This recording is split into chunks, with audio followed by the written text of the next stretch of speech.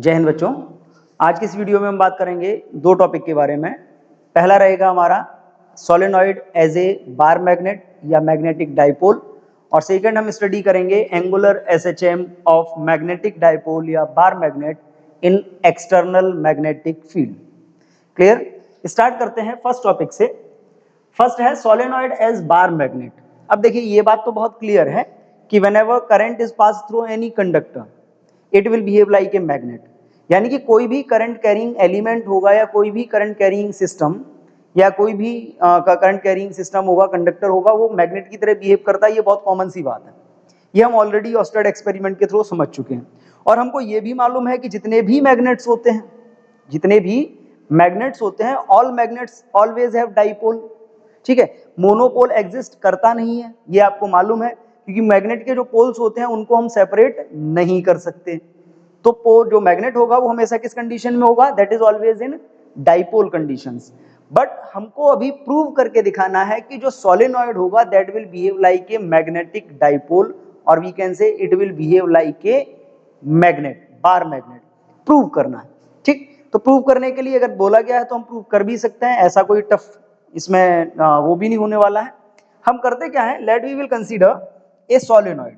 Suppose हमारे पास एक सोलेनॉइड है। सोलेनॉइड होता क्या है ये भी हमको मालूम है कि अगर हम किसी भी इंसुलेटिंग सिलेंडर के ऊपर कंडक्टिंग वायर को रैप करके उसमें करंट फ्लो कराते हैं तो वो मैग्नेटिक फील्ड को प्रोड्यूस करने लगता है, and this geometry is called solenoid. जैसे ये नॉन कंडक्टिंग सिलेंडर था, इसके ऊपर हमने क्या किया, वायर्स को हम इसके ऊपर रैप करेंगे इस टाइप से, और रैप करके जब हम इसमें करंट फ्लो कराएंगे तो ये क्या करेगा, मैग्नेट की तरह बिहेव करना स्टार्ट करेगा। ठीक, तो पहले हम इसको डिजाइन करते हैं। मान लीजिए ये एक सोलेनॉइड है, ठीक, सोलेनॉइड है।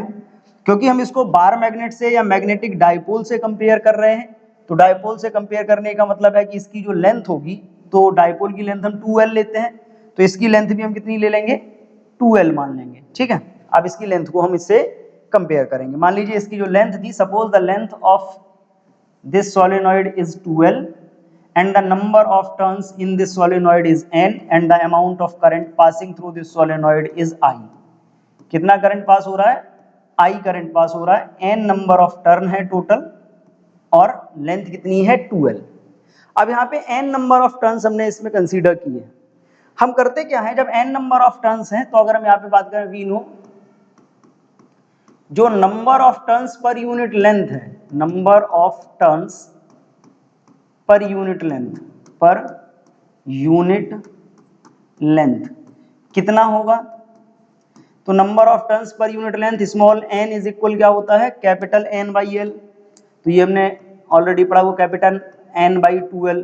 तो यहां से अगर हम कैपिटल N की वैल्यू फाइंड करते हैं then it is small n into 2L। ये आ गई कैपिटल N की वैल्यू। नंबर ऑफ टर्न्स पर यूनिट लेंथ है स्मॉल n, और 2L क्या है, लेंथ। क्लियर? ये हमने बात कर ली। अब देखिए ये जो सोलेनॉइड है, हमको करना क्या है, suppose we have to find the magnetic field at a point on the axis of solenoid. ये जो सोलेनॉइड है, इस सोलेनॉइड की एक्सिस पे हम एक पॉइंट मानते हैं, इसकी एक्सिस पे हम एक पॉइंट लेंगे दैट इज एट, इसकी एक्सिस पे, इसके सेंटर से x डिस्टेंस, ये इसकी एक्सिस है। Suppose we have to find the magnetic field at a point P that is at r distance from the centre of solenoid. Solenoid के centre से ये कितनी डिस्टेंस पे है, r डिस्टेंस पे है। ठीक, अब सोलेनॉइड के सेंटर से r डिस्टेंस पे, यानी कि जो कुछ भी हमको कैलकुलेट करना है वो कहां से करना है, सेंटर के रेस्पेक्ट में। तो अगर हम सेंटर के रेस्पेक्ट में इसकी लेंथ को कोऑर्डिनेट्स के अकॉर्डिंग डिवाइड करते हैं, तो इसकी जो लेंथ होगी सेंटर से, अगर हम इधर बात करेंगे तो ये भी कितना हो जाएगा, सेंटर से इधर भी L होगा, L, और सेंटर के इधर भी कितना होगा, L, क्योंकि 2L था। लेंथ हाफ हाफ डिवाइड हो गई, L एंड L। क्लियर? हमको पॉइंट P पे मैग्नेटिक फील्ड फाइंड करना है, और उसी मैग्नेटिक फील्ड को कंपेयर करेंगे हम बार मैग्नेट या मैग्नेटिक डाइपोल से, और हम प्रूव करेंगे कि सोलेनॉइड भी मैग्नेटिक डाइपोल की तरह बिहेव करता है। अब देखिए पूरे सोलेनॉइड का मैग्नेटिक फील्ड इस पॉइंट P पे तो हम निकाल नहीं सकते।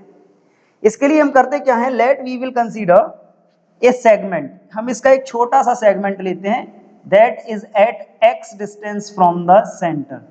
सेंटर से x डिस्टेंस पे हमने इसका एक यहाँ पे छोटा सा सेगमेंट ले लिया, इसका ये एक छोटा सा सेगमेंट ले लिया और इस सेगमेंट की जो लेंथ है कितनी है dx। सेंटर से x डिस्टेंस पे dx लेंथ का हमने एक छोटा सा सेगमेंट, एक छोटा सा एलिमेंट मान लिया। अब देखिए जब इसमें बाइंडिंग की गई है तो बाइंडिंग है तो ये जो dx है dx में भी कुछ ना कुछ नंबर ऑफ टर्न्स होंगे। तो अगर हम यहाँ पे number of turns in dx निकालें, इसके number of turns in element हमने कितना लिया है, एलिमेंट dx। अब देखिए dx में नंबर ऑफ टर्न्स कितने होंगे, तो number of turns n dash is equal क्या हो जाएगा, तो number of turns is equal होता है नंबर ऑफ टर्न पर unit length into the length of segment. Segment की लेंथ कितनी है dx, नंबर ऑफ टर्न पर यूनिट लेंथ कितना होता है स्मॉल n, तो ये क्या हो जाएगा, it is small n। n dash is equal हो जाएगा small n into dx। Clear, ये हो गया नंबर ऑफ टर्न्स। अब देखिए ये जो आपका पॉइंट P है, इस पॉइंट P पे हम मैग्नेटिक फील्ड फाइंड करना चाह रहे हैं ड्यू टू दिस एलिमेंट, क्योंकि पूरे का एक बार में हम कर नहीं सकते। हम इस एलिमेंट के लिए जब बात करेंगे तो जो एलिमेंट हमको दिया गया है, अगर हम इस एलिमेंट की डिस्टेंस निकालते हैं तो इसकी डिस्टेंस कितनी आएगी, that is r minus x, क्योंकि सेंटर से r डिस्टेंस थी किसकी, पॉइंट P की, और जो एलिमेंट है वो सेंटर से x डिस्टेंस पे है, तो ये कितना रह जाएगा डिस्टेंस एलिमेंट का, r माइनस एक्स। जब ये r माइनस एक्स रह गया तो अब हम फाइंड करेंगे now magnetic field at P due to element of solenoid. अब देखिए एलिमेंट जो है सोलेनॉइड का, तो सोलेनॉइड का अगर आप छोटा सा एक पीस कट कर लोगे, जैसे स्प्रिंग होती है, ठीक है, स्प्रिंग का एक छोटा सा पार्ट कट कर लो तो वो क्या होगा, एक रिंग की तरह, एक सर्किल की तरह बिहेव करेगा। यानी कि जो एलिमेंट हमने लिया है सोलेनॉइड का, ये जो एलिमेंट होगा it will behave like a ring. किसकी तरह बिहेव करेगा, रिंग। और मैग्नेटिक फील्ड हमको फाइंड करना है पॉइंट P पे, तो ये कंडीशन कौन सी बन जाएगी, it becomes the magnetic field on the axis of ring. यानी कि एलिमेंट को हमने एक रिंग मान लिया और इस रिंग का मैग्नेटिक फील्ड हम निकालेंगे ऑन द एक्सिस। तो अब देखिए एलिमेंट का जो मैग्नेटिक फील्ड यानी कि जो रिंग का मैग्नेटिक फील्ड होता है ऑन द एक्सिस कितना होता है, आपने पढ़ा हुआ है dB is equal mu not upon 2। Clear, dB is equal mu not upon 2 into क्या होगा, n, यानी कि n डैश इसमें number of turn, I into a square. अब देखो a कहां से आया, बात ये भी आती है। ये जो सोलेनॉइड हमने लिया है, suppose the radius of this solenoid is a, इस सोलेनॉइड की रेडियस कितनी है, a है। तो रिंग की रेडियस हमको चाहिए होती है, तो रेडियस कितनी हो गई, a। तो ये क्या हो जाएगा, n dash into I into a square upon में क्या होता है, अपॉन में देखिए ये डिस्टेंस प्लस रेडियस, यानी कि x नहीं था, r माइनस एक्स था, r minus x whole square plus a square whole power 3/2। ये फॉर्मूला हमने यहाँ पे इंप्लीमेंट कर दिया magnetic field on the axis of ring, ठीक, एन डैश। अब यहाँ पे देखो एन डैश की हम वैल्यू रखेंगे, कितनी आएगी एन डैश की value, n into d x आ जाएगी, कोई इशू नहीं है उसमें। क्लियर। अब अगर हम बात करते हैं तो देखो एक चीज तो बहुत कॉमन है फॉर सोलेनॉइड, जो सोलेनॉइड आपको दिया गया है, इस सोलेनॉइड के लिए अगर हम बात करें तो जो R है that is very large then X और R is very large then A। यानी कि यहाँ पे जब हम बात करते हैं तो कंडीशन हम ये ले लेते हैं कि सोलेनॉइड के सेंटर से जो डिस्टेंस है R, वो x के कंपैरिजन में भी बहुत ज्यादा है और a के कंपैरिजन में भी बहुत ज्यादा है। अगर ये x और a के कंपैरिजन में बहुत ज्यादा है तो हम करेंगे क्या, ये जो आपका x होगा और जो a होगा ये क्या होगा, नेग्लिजिबल हो जाएगा। ठीक है, ये कैसे हो जाएंगे, नेग्लिजिबल हो जाएंगे। और जब ये नेग्लिजिबल हो जाएंगे देन इनको अगर हम निग्लेक्ट कर देंगे then we will get dv is equal mu not upon 2 into n dash की वैल्यू क्या है, n into d x, clear, into I into a square upon नीचे क्या दिया है, आर माइनस एक्स का होल स्क्वायर था, तो एक्स हमारा जो है ये कैसा होगा, एक्स को हम निग्लेक्ट कर देंगे, एक्स जो हमारा है एक्स को हम क्या करेंगे, निग्लेक्ट कर देंगे, और ए को क्या करेंगे, निग्लेक्ट कर देंगे जब हम यहाँ पे कंपेयर करते हैं। तो इस कंपेरिजन को ऐड करके हम इन दोनों को अगर निग्लेक्ट करेंगे तो निग्लेक्ट करने पे हमको मिलेगा क्या, then we will get R square whole power 3/2। देख लीजिए, ए स्क्वायर हट गया, एक्स हट गया, तो क्या बचेगा, आर स्क्वायर होल पावर 3/2।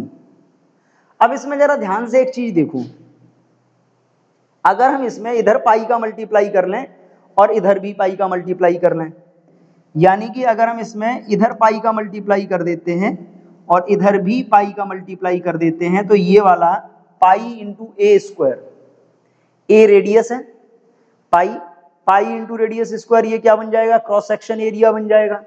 और जब ये क्रॉस सेक्शन एरिया बन जाएगा, then we can write it dv is equal mu not upon 2 pi, ठीक। और ये क्या हो जाएगा, n into I into A upon, देखो स्क्वायर से ये कैंसिल हो जाएगा, आर क्यूब इंटू क्या रह गया इधर, dx। ये आ गया magnetic field at point P due to this element dx। But element से काम नहीं होना था हमारा, हमको करना क्या है, हमको कंप्लीट सोलेनॉइड के लिए करना है। तो अगर हम यहां से कंप्लीट सोलेनॉइड के लिए बात करते हैं, for complete solenoid, complete solenoid, अब देखो कंप्लीट सोलेनॉइड के लिए जब आप बात करोगे तो अभी आपको क्या मिला है फॉर्मूला, अभी मिल रहा है आपको dv is equal mu not upon 2 pi small n I A upon are cube into क्या है dx। यानी कि कंप्लीट सोलेनॉइड का होगा b is equal integration of mu not upon 2 pi n I A upon are cube into dx। यानी कि dx को हम इंटीग्रेट करेंगे, dx क्या है, लेंथ ऑफ एलिमेंट। अब इस एलिमेंट की जो लेंथ है सेंटर से अगर हम देखें तो इधर कितनी हो सकती है l, पीछे की तरफ भी कितनी हो सकती है l, लेकिन अगर हम इसमें कोऑर्डिनेट्स यूज कर लें तो कोऑर्डिनेट्स यूज करने पे क्या हो जाएगा, ये l और माइनस l हो जाएंगे, कितनी हो जाएगी, l और माइनस l। यानी कि अगर हम इसमें लिमिट अप्लाई करते हैं then it's limit may be written as minus l to l।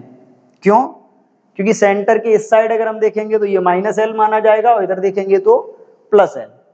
Clear है। अब इस लिमिट के साथ इसको इंटीग्रेट करो, इंटीग्रेट करेंगे तो क्या मिलेगा, b इज इक्वल, कॉन्स्टेंट बाहर आ गए, म्यू नॉट अपॉन 2 पाई आ गया बाहर, इनटू ये एन आई ए है, N I A upon are cube into integration of dx था minus L to plus L, चलो करते हैं solve, b is equal mu not upon 2 pi N I A upon are cube. अब जरा देखो इसका dx का इंटीग्रेशन क्या होगा, x, और लिमिट हम रखेंगे तो क्या होगा, x लिमिट रखेंगे minus L to plus L. जब हम इसकी लिमिट को ओपन करेंगे तो ये क्या हो जाएगा, mu not upon 2 pi N I A upon are cube, और लिमिट रखेंगे तो ये क्या होगा, final limit l minus initial limit minus l। ठीक, लिमिट क्या होती है, पहले फाइनल रखेंगे फिर माइनस करके इनिशियल, तो इनिशियल लिमिट कितनी थी, माइनस l। अच्छा, अब ये स्मॉल n है, स्मॉल n की वैल्यू वैसे तो कैपिटल N अपॉन 2l भी होती है, और कैपिटल N अपॉन 2l ना करें तो भी हम इसको चलते हैं आगे, क्या नोट कर सकते हैं, b is equal mu not upon 2 pi into n I A upon are cube, या अभी हम इसमें आई ए कर लेते हैं, I into A upon are cube, और ये क्या हो जाएगा, इंटू एन, एन ये था माइनस एल, और ये माइनस इंटू माइनस प्लस हो जाएगा तो प्लस एल, यानी कि एल प्लस एल कितना हो जाएगा, 2l। अब जरा देखो n into 2l, n into 2l क्या था, small n into 2l is equal capital N हो गया। तो यहाँ पे कैपिटल N मिल जाएगा हमको, then we can write it b is equal mu not upon 2 pi into capital N I A upon are cube. और कैपिटल N I A को आपको मालूम है आप क्या लिख सकते हो, it may be written as mu not upon 2 pi capital M upon are cube. ठीक है, अब देखो ये capital M upon are cube आया, कौन सी कंडीशन है, ऑन द एक्सिस। इसी को अगर आप चाहो तो थोड़ा सा और मॉडरेट कर सकते हो, क्या कर सकते हो, b is equal mu not upon 4 pi अगर आप यहाँ पे कर लोगे, and it may be written as 2m by R cube, ये आ गया। ठीक है, और ये जो आपका मैग्नेटिक फील्ड आया है that is same as bar magnet, bar magnet on axial line. ये किसकी तरह आया है, बार मैग्नेट की तरह आया है, जो बार मैग्नेट का मैग्नेटिक फील्ड होता था कहां पे, एक्सियल लाइन में। तो जो मैग्नेटिक फील्ड बार मैग्नेट का एक्सियल लाइन में मिलता था, सेम वही मैग्नेटिक फील्ड हमको मिला है सोलेनॉइड का, कहां पे, on the axial line. That means we can say the solenoid will behave like a bar magnet और मैग्नेटिक डाइपोल। यानी कि अगर दोनों का मैग्नेटिक फील्ड सेम आ रहा है एक्सियल लाइन में, यानी कि दोनों सेम बिहेव कर रहे हैं, बिहेवियर दोनों का कैसा है, सेम है, यानी कि सोलेनॉइड को हम बार मैग्नेट के या मैग्नेटिक डाइपोल के इक्विवेलेंट मान सकते हैं। क्लियर, यही हमको प्रूव करना था। हो गया, ठीक है, चलिए मूव करेंगे नेक्स्ट टॉपिक पे। नेक्स्ट टॉपिक है angular SHM of magnet in external magnetic field. ठीक, मैग्नेट यानी कि मैग्नेटिक डाइपोल, बार मैग्नेट की हम यहाँ पे बात कर रहे हैं जिसको मैग्नेटिक डाइपोल बोला है हमने। कहां पे हम इसके एसएचएम को समझ रहे हैं, एक्सटर्नल मैग्नेटिक फील्ड में समझ रहे हैं। अब जरा ध्यान से देखिए, हमको ये बात मालूम थी कि सपोज ये एक मैग्नेटिक फील्ड है, ठीक, यूनिफॉर्म मैग्नेटिक फील्ड हमने माना है बी, और एक मैग्नेट है, बार मैग्नेट है, या जिसको हम मैग्नेटिक डाइपोल बोल रहे हैं, हमने उसको इस टाइप से रखा हुआ है इसमें, इस टाइप से। ठीक, अब जब ये यहां पे रखा जाएगा, देन दो पोल हैं इसमें, एक पोल मान लीजिए नॉर्थ है और ये पोल कैसा है, साउथ। दोनों की स्ट्रेंथ m है, इसकी भी स्ट्रेंथ m है, इसकी भी स्ट्रेंथ m है। तो when we will place a magnet या बार मैग्नेट और magnetic dipole in external magnetic field, it will experience two equal and opposite forces. यानी कि एक फोर्स इस पे इधर लगेगा, ठीक, और एक फोर्स इस पे इधर लगेगा, ये हमको मालूम है। And due to these two forces it will rotate in the direction of magnetic field. ये दो फोर्स जो लग रहे हैं इक्वल और अपोजिट, ये कैसे हैं, अलग अलग लाइन में वर्क कर रहे हैं, इनकी लाइन ऑफ एक्शन कैसी है, अलग अलग है। तो अलग अलग लाइन ऑफ एक्शन होने के कारण क्या होगा, ये टॉर्क जनरेट करेंगे, and due to the torque it will rotate. ये रोटेट करेगा और कैसा होगा, रोटेट करके फील्ड की डायरेक्शन में अलाइन हो जाएगा। हम जब इसके रोटेशन की बात करते हैं, then we will find that the rotation of magnet in external magnetic field is according to SHM। यानी कि इनका जो मूवमेंट है, जो रोटेशन है, वो कैसा है, वो सिंपल हार्मोनिक मोशन है। हम उसी सिंपल हार्मोनिक मोशन के लिए टाइम पीरियड फाइंड करने वाले हैं। यहाँ पे नाम हमने जरूर दिया है एंगुलर SHM। या हम यहाँ पे मेनली हम क्या कर रहे हैं, we have to find the frequency of its rotation और time period of its rotation in external magnetic field. हम एक्सटर्नल मैग्नेटिक फील्ड में इसकी रोटेशन की फ्रीक्वेंसी या इसके रोटेशन के टाइम पीरियड को फाइंड करने वाले हैं। क्लियर, कैसे कर सकते हैं, तो वहां पे देखो, हमको ये भी मालूम है, we know in external field torque on bar magnet कितना होता है, कितना टॉर्क वर्क करता है, तो हमने फॉर्मूला उसके लिए पढ़ा हुआ है, टाउ इज इक्वल होता है m into B sine theta. ठीक, m क्या है, मैग्नेटिक फील्ड स्ट्रेंथ है, sorry b magnetic field strength है, m इसका मैग्नेटिक मोमेंट है, एंगल क्या है, थीटा, थीटा किसके बीच का एंगल है, मैग्नेटिक मोमेंट और मैग्नेटिक फील्ड के बीच का एंगल। ठीक, तो ये हो गया, ये तो हमको मालूम था। लेकिन अगर हम बात करते हैं for rotational motion, rotational motion यानी कि अगर हम इसी में थोड़ा सा और चेंज कर लें तो क्या हो जाएगा, for rotational motion, rotational motion. अब देखो रोटेशनल मोशन के लिए आपने ये भी पढ़ा है tau is equal I into alpha. क्या पढ़ा है, टाउ इज इक्वल क्या होता है, आई इंटू अल्फा। अब यहाँ पे अगर हम बात करते हैं आई क्या है, I is the moment of inertia and alpha is angular momentum. तो हम यहाँ पे नोट कर सकते हैं आई क्या होगा, मोमेंट ऑफ इनर्शिया, ठीक है, और अल्फा क्या होगा, अल्फा इज एंगुलर मोमेंटम। ठीक, अब यहां पे देखो अगर हम इससे कंपेयर करते हैं देन, इससे अगर हम कंपेयर करेंगे तो देखो tau is equal M B sine theta आया, एक क्या आया, tau is equal I alpha, then we will got M into B sine theta is equal I into alpha. इसी में एक कंडीशन हम लगा लेते हैं कि for small angles, small angle, अगर हम ये मान लें कि जो रोटेशन है बड़ा स्लो हो रहा है, एंगल कैसा है, बहुत कम है, तो स्मॉल एंगल रोटेशन के लिए एक बात तो कॉमन है कि स्मॉल एंगल के केस में जो आपका साइन थीटा होता है that is approximately 1 for small angle, sorry sine theta is equal theta.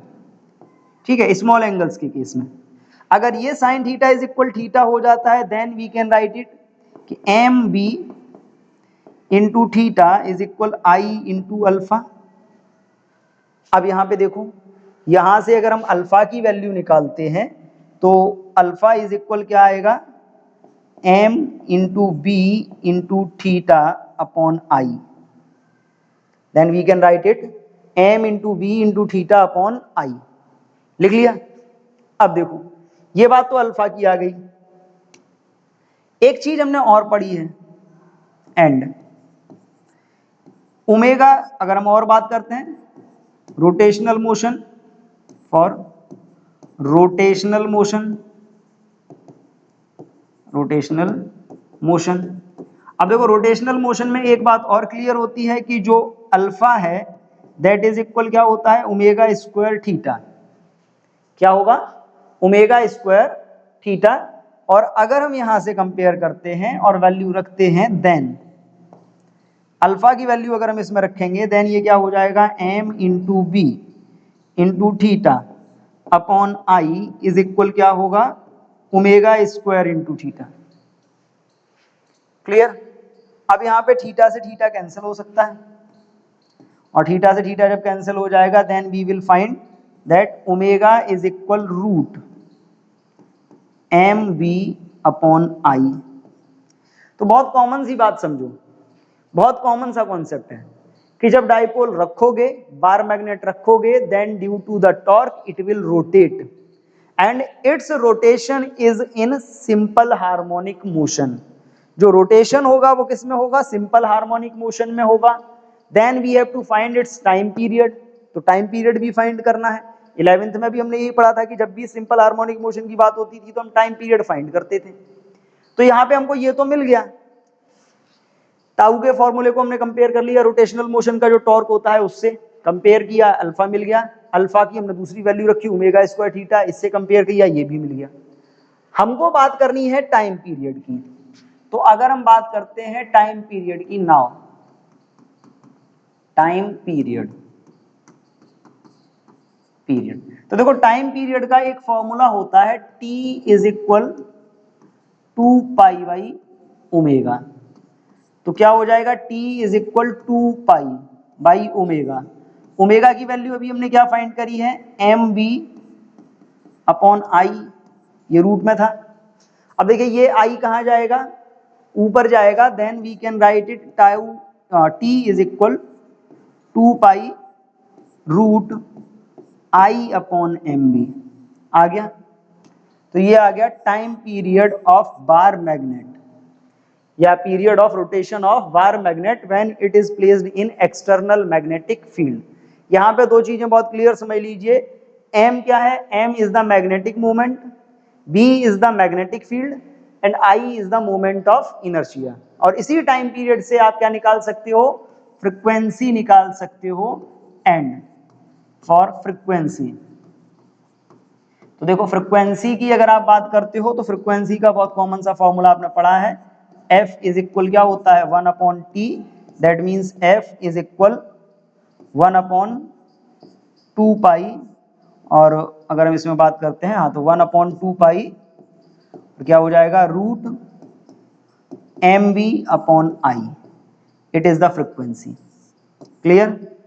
तो दो टॉपिक थे हमारे, एक था सोलेनॉइड एज बार मैग्नेट, हमने वो भी प्रूव कर लिया, दूसरा था angular SHM of bar magnet, हमने वो भी फाइंड कर लिया। आज हम इतना ही रखेंगे, मिलते हैं नेक्स्ट वीडियो में नेक्स्ट टॉपिक के साथ, तब तक के लिए थैंक यू एंड जय हिंद।